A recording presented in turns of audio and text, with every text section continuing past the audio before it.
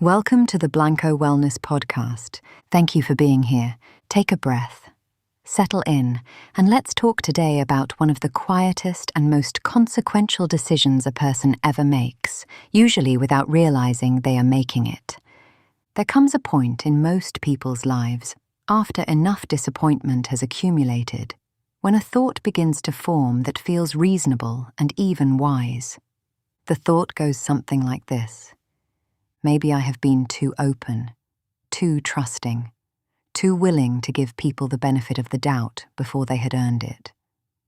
And maybe the lesson here, the practical takeaway from all the times that openness produced pain, is to become harder, more guarded, less willing to extend the kind of warmth and trust that turned out to be costly. The thought is understandable. When you have been hurt by someone you genuinely cared about, when trust has been placed and broken, when you gave generously and received very little in return, the armor begins to seem like the sensible option. At least it offers protection. At least nothing can reach you if you do not let it in. But look carefully at what the armor actually does. It keeps out the cold, yes. It also keeps out the warmth. It makes betrayal harder to experience, but it makes genuine connection equally harder to experience, because connection requires the same openness that made the hurt possible.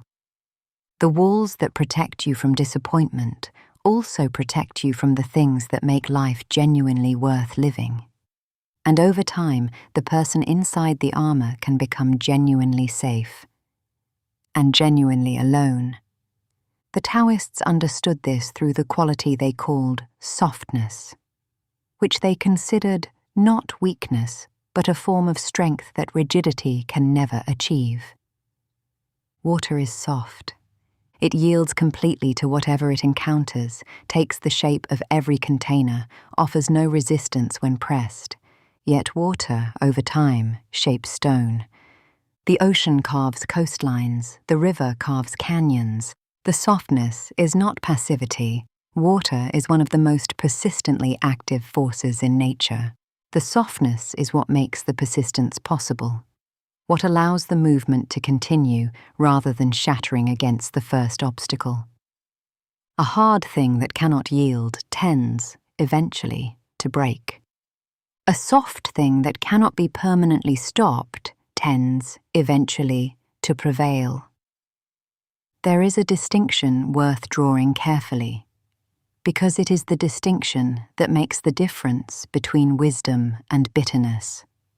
The distinction is between kindness and naivety. Kindness says, I choose to treat people with genuine warmth and care, because that is the kind of person I want to be. Naivety says, I will ignore every signal that this particular person may not deserve that warmth. These are different things, and keeping them different is the whole practice.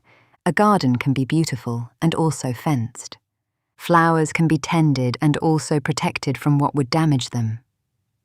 You can remain genuinely open to people while also paying genuine attention to what they show you about who they are. The goal is not to become suspicious. Suspicion is its own kind of prison. It requires the same constant vigilance as maintaining armor, and it tends to distort what it sees, finding evidence for its assumptions even where the evidence is thin. The goal is to become discerning, to develop the capacity to distinguish from genuine observation rather than from either naivety or blanket cynicism, between people who deserve your trust and people who have not yet demonstrated that they do.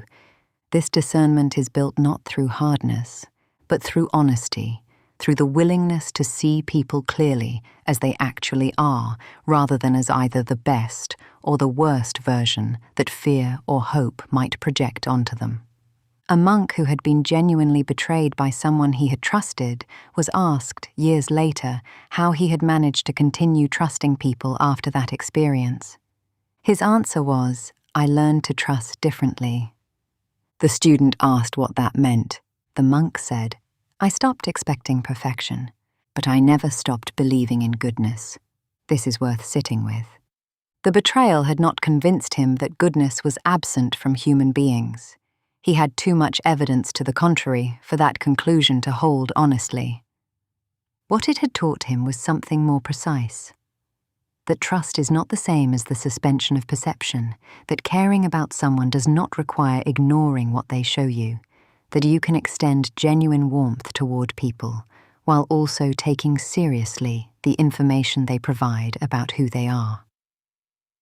The Buddhist teaching on this moves through compassion, specifically the recognition that bitterness is not primarily a response to the person who caused harm. It is a condition of the person carrying it. The ember of resentment burns the hand that holds it far longer and more consistently than it affects the person it was intended for.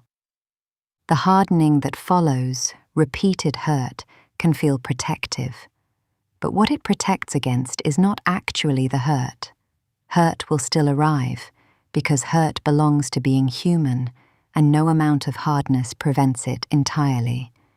What the hardening prevents is the kind of genuine connection and genuine joy that require the same openness that makes us vulnerable to pain. The cost of the armor is not paid primarily by the people who would have hurt you. It is paid by the people who would not have. Think about the genuinely kind people you have encountered in your life, the ones who were warm in a way that felt real rather than performed, who gave generously without an obvious agenda, who remained open after experiences that would have justified closure. Were they weak? Almost without exception, the deeply kind people are among the most genuinely strong. Because kindness in a world that consistently provides reasons for cynicism requires something that cynicism does not.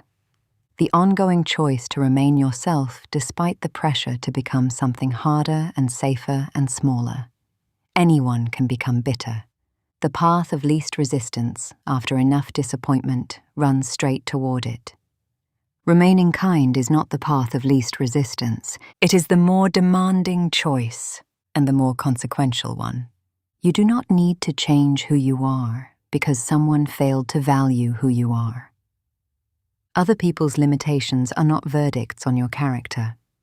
The appropriate response to someone who misused your trust is not to become untrustworthy.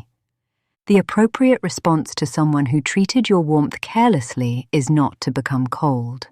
The appropriate response is to become more discerning about where that warmth is placed, to keep it intact while becoming wiser about who has genuinely earned it.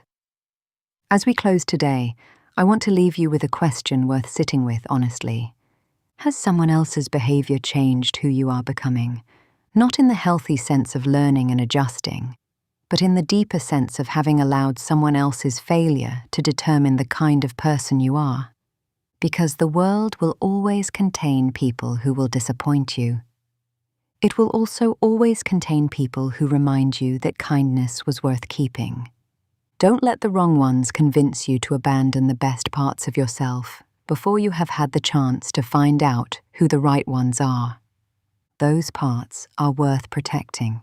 They are worth carrying forward. And the world, without question, needs more of them. Thank you for being here with me today. Until next time, be well.